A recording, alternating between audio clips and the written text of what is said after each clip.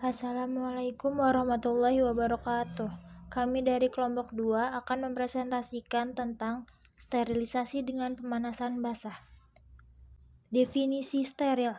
Steril adalah keadaan di mana suatu zat bebas dari mikroba hidup, baik yang patogen menimbulkan penyakit maupun patogen atau non-patogen tidak menimbulkan penyakit, baik dalam bentuk vegetatif siap untuk berkembang biak maupun dalam bentuk spora dalam keadaan statis tidak dapat berkembang biak, tetapi melindungi diri dengan lapisan pelindung yang kuat.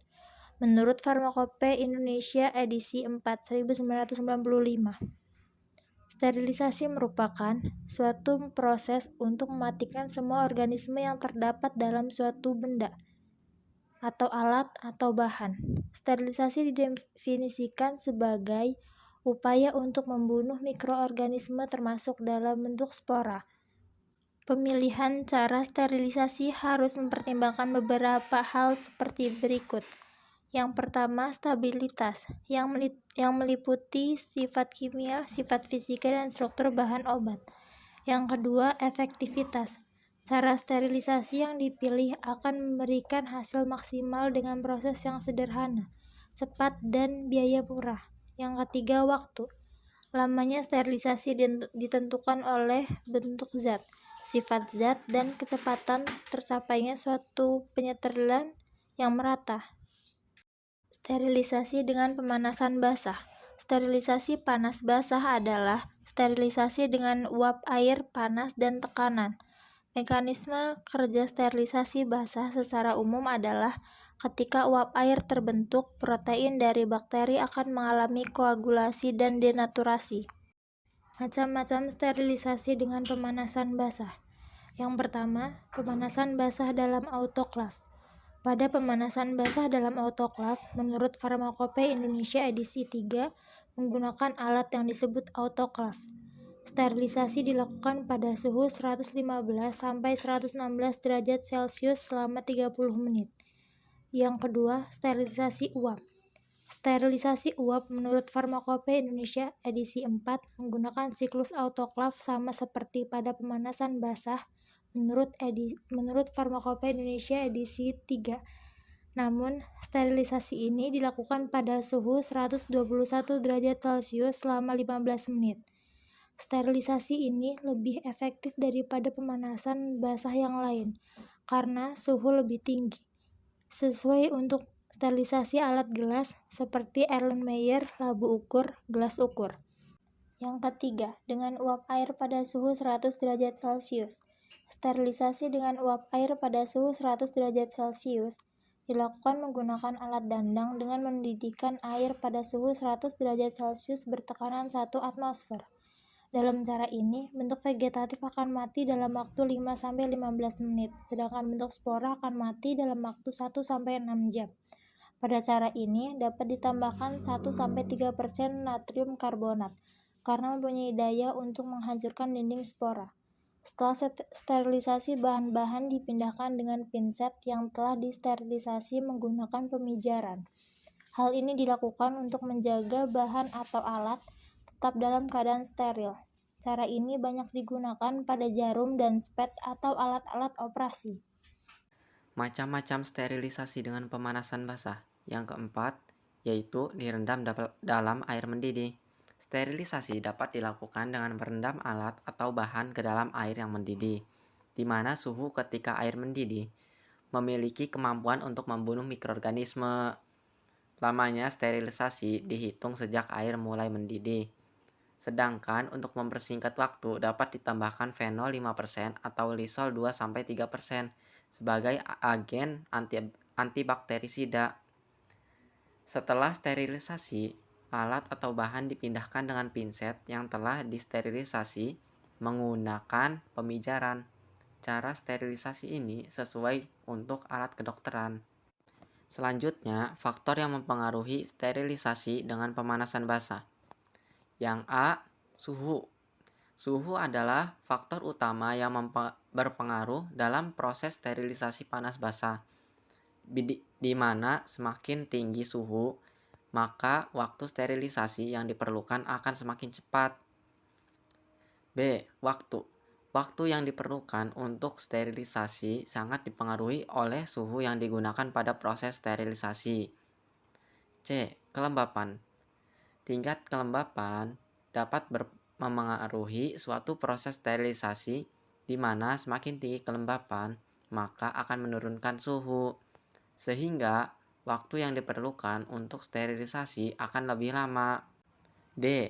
Jenis mikroorganisme atau ketahanan resistensi mikroorganisme. Jenis mikroorganisme ini yang ada akan sangat berpengaruh pada proses sterilisasi. Ada sebagian mikroorganisme yang sangat sulit dibunuh dan lainnya dapat dengan mudah dibunuh.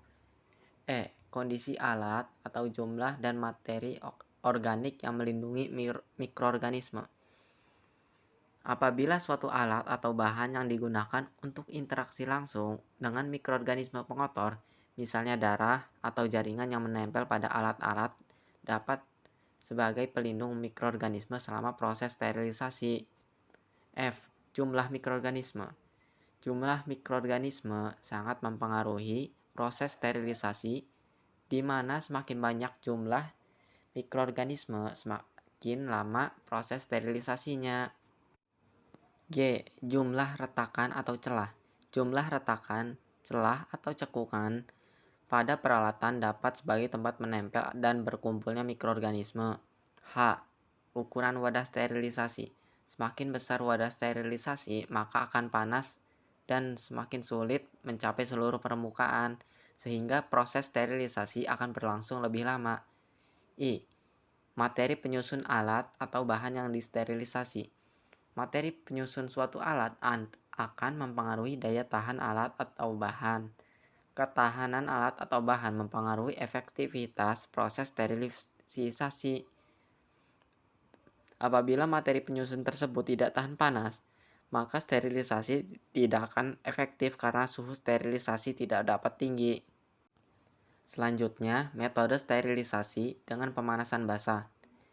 Metode sterilisasi pemanasan basah sesuai jika diaplikasikan untuk bahan dan alat yang tahan terhadap pemanasan, tahan penembusan uap air, larutan dengan pembawa air, alat-alat gelas, pembalut untuk bedak, penutup karet dan plastik, dan produk dalam wadah terbungkus atau tersegel. Ini adalah contoh gambar keterangan dari bagian autoklaf. Yang pertama, tombol pengatur waktu mundur atau timer. Yang kedua, katup pengeluaran uap. Yang ketiga, pengukur tekanan. Yang keempat, kelep pengaman. Yang kelima, tombol on-off. Yang keenam, termometer. Yang ketujuh, lempeng sumber panas. Yang kedelapan, aquades. Yang kesembilan, skrup pengaman. Dan yang kesepuluh, batas penambahan air. Ini adalah gambar autoklaf. Macam-macam autoklaf. Yang pertama, gravity displacement autoklaf. Prinsipnya adalah memanfaatkan keringanan uap dibandingkan dengan udara, sehingga udara terletak di bawah uap. Yang kedua, pre-vacuum atau high vacuum autoklaf. Autoklaf ini dilengkapi pompa yang mengevakuasi hampir semua udara dari dalam autoklaf. Yang ketiga, steam plus pressure pulse autoklaf. Autoklaf ini menggunakan aliran uap dan dorongan tekanan di atas tekanan atmosfer dengan rangkaian berulang. Waktu siklus pada autoklaf ini tergantung pada benda yang disterilisasi. Cara kerja autoklaf. Yang pertama, sebelum melakukan sterilisasi, cek dahulu banyaknya air dalam autoklaf. Jika air kurang dari batas yang ditentukan, maka dapat ditambah air sampai batas tersebut. Gunakan aquades untuk menghindari terbentuknya kerak dan karat. Yang kedua, masukkan peralatan dan bahan. Yang ketiga, tutup autoklaf, lalu kencangkan agar tidak ada uap yang keluar dari bibir autoklaf. Yang keempat, nyalakan autoklaf, diatur timer dengan waktu minimal 15 menit pada suhu 121 derajat Celcius. Yang kelima, tunggu sampai air mendidih sehingga uapnya memenuhi kompartemen autoklaf dan terdesak keluar dari klep pengaman. Kemudian, klep pengaman ditutup dan ditunggu sampai selesai. Perhitungan waktu 15 menit dimulai sejak tekanan mencapai 2 atm. Yang keenam, jika alarm tanda selesai berbunyi, maka tunggu tekanan dalam kompartemen turun hingga sama dengan tekanan udara di lingkungan, atau jarum pada pressure gauge menunjukkan ke angka 0. Kemudian, klep pengaman dibuka dan dikeluarkan isi autoclave-nya dengan hati-hati. Selanjutnya, prinsip kerja autoclave.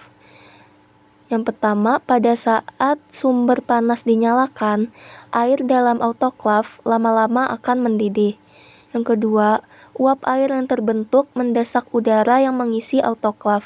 Yang ketiga, setelah udara dalam autoclave diganti dengan uap air, katup udara atau uap ditutup, sehingga tekanan udara dalam autoclave naik. Yang keempat, pada saat tercapai tekanan dan suhu yang sesuai, maka proses sterilisasi dimulai dan timer mulai menghitung waktu mundur. Yang kelima, setelah proses sterilisasi selesai, sumber panas dimatikan dan tekanan dibiarkan turun perlahan hingga mencapai suhu 0. Selanjutnya, cara kalibrasi autoclave. Untuk mendeteksi jika autoclave bekerja dengan baik atau sempurna, dapat digunakan dengan pengujian mikroba yang bersifat termofilik dan memiliki endospora, yaitu Bacillus stearothermophilus, dalam bentuk kertas spora strip dimasukkan ke dalam autoclave dan disterilkan. Setelah proses sterilisasi, kemudian ditumbuhkan pada media. Jika media tetap bening, maka autoclave bekerja secara baik. Cara pemeliharaan autoclave. Apabila autoclave telah selesai digunakan, maka air aquades yang ada di dalam autoclave sebaiknya dibersihkan atau dikuras bagian dalamnya menggunakan lap kering. Selanjutnya, simpan autoclave pada tempat yang kering dan bersih. Terima kasih. Sekian dari kelompok kami, kurang lebihnya mohon maaf. Wassalamualaikum warahmatullahi wabarakatuh.